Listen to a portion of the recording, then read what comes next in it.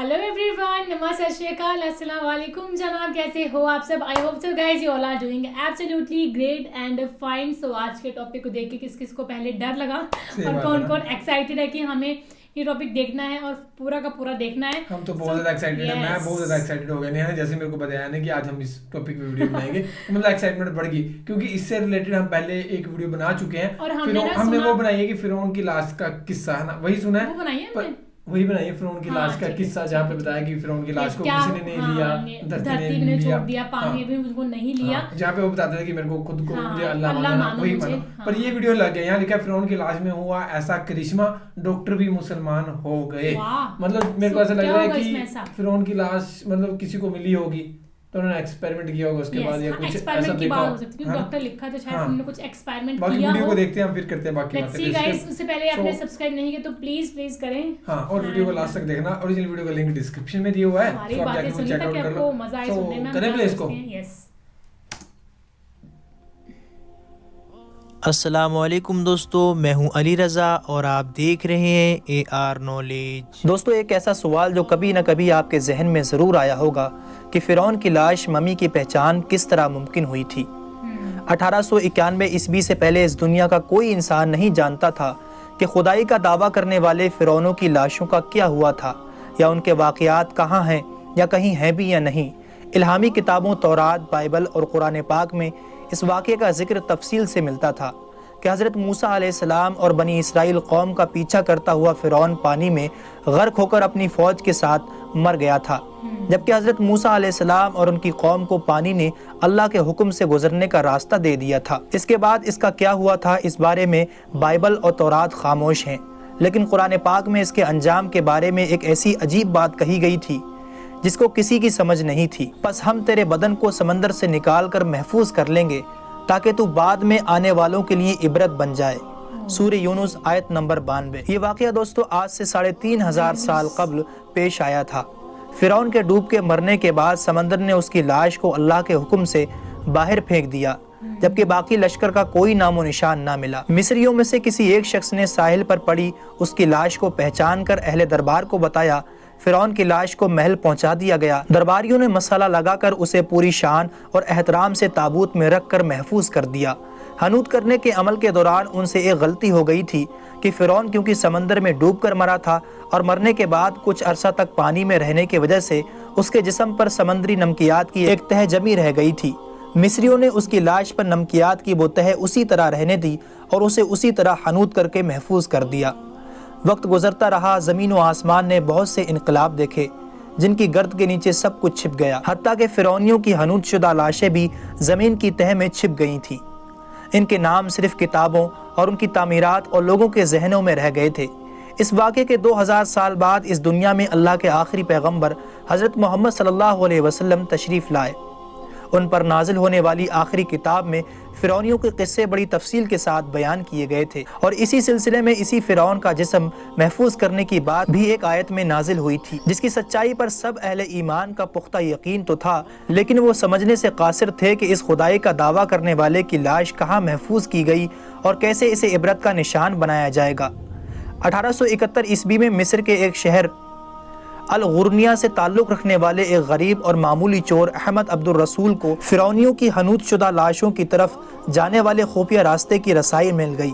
अहमद अब्दुल रसूल, जो कि पुरानी चीज़ों को चुरा कर बेचा करता था, एक दिन वो दरियाए नील के किनारे से तस्बीहा के मकाम पर उसी सिलसिले में फिर रहा था। जब उसे एक खुफिया रास्ते का पता चला, वहाँ पर वो पुरानी चीज़ों के लिए जगह खोद रहा था। उसी दौरान उसे कुछ लोगों ने पकड़ लिया और पुलिस के हवाले कर दिया।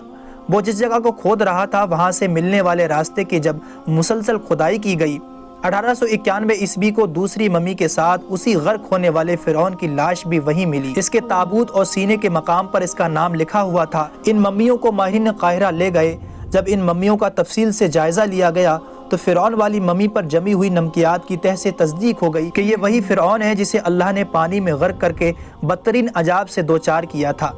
ये बहुत बड़ा वाक़या था। इसकी तस्दीक के लिए दुनिया भर से माहिरीन आसार क़दीमा और साइंसदान मिस्र की तरफ चल पड़े। मुख्तलिफ साइंसी टेस्ट करने के बाद दुनिया भर के साइंसदानों ने तस्दीक कर दी कि दूसरी लाशों की निस्बत सिर्फ फिरौन की लाश पर ही समंदरी नमकियात की तह जमी हुई थी।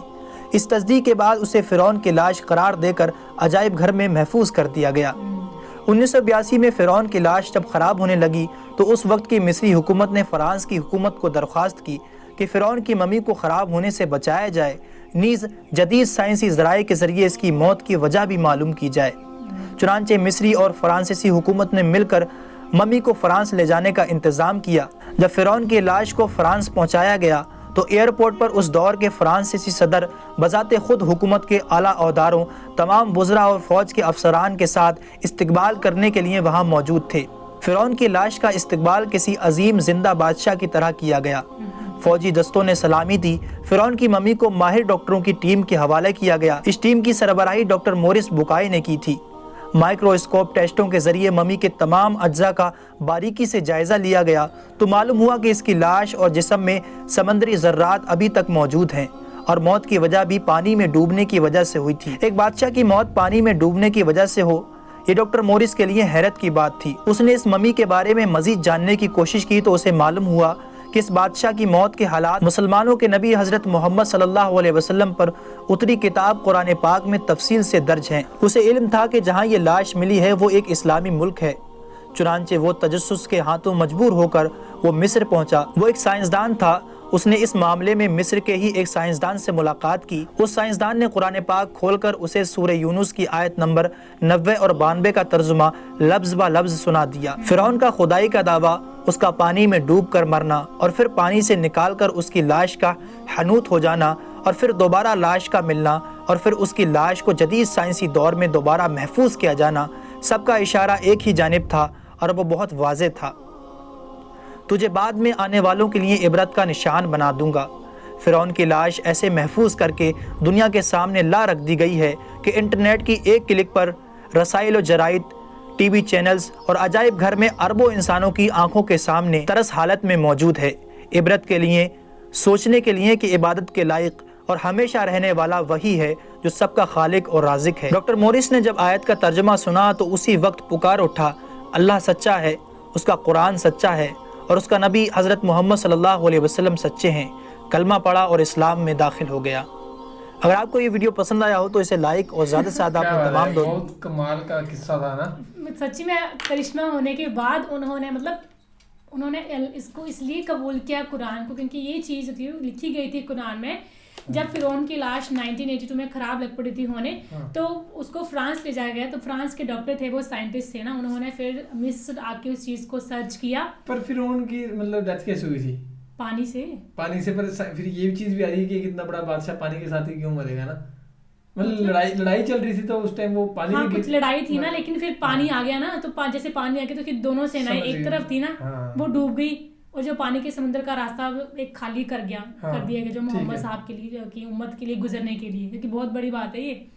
تو یہ تھا، اس لیے انہوں نے پھر جو اسلام قبول کیا کہ باقی میں نے اپنی آنکھوں سے دیکھا ہے نا کہ فرعون کی لاش ایسے، اس کی موت ایسی، میں نے اس کا پروف دیکھ لیا ہے۔ تو پروف دیکھنے کے بعد انہوں نے وہ کنورٹ ہو گئے پھر اسلام میں نا۔ سو بہت بڑھیا قصہ تھا، بہت کمال۔ ایسی ویڈیوز نا بہت زیادہ پسند آتی ہیں مجھے، دیکھنا بڑا مزہ آتا ہے اور آپ سبھی کے ساتھ دیکھنا تو بہت ایڈونچر ہو، تھوڑا سا نا مزہ آتا ہے، اسٹوری پتہ لگے کہ نہیں یار ریئلٹی بیس جو چیزیں ہیں، بہت سے لوگ ہوتے ہیں جو مانتے نہیں ہیں ان سب چیزوں کا نا، پر مزہ آتا ہے، ہم مانتے ہیں۔ مطلب وہ ایک میوزیم میں رکھی گئی ہے نا۔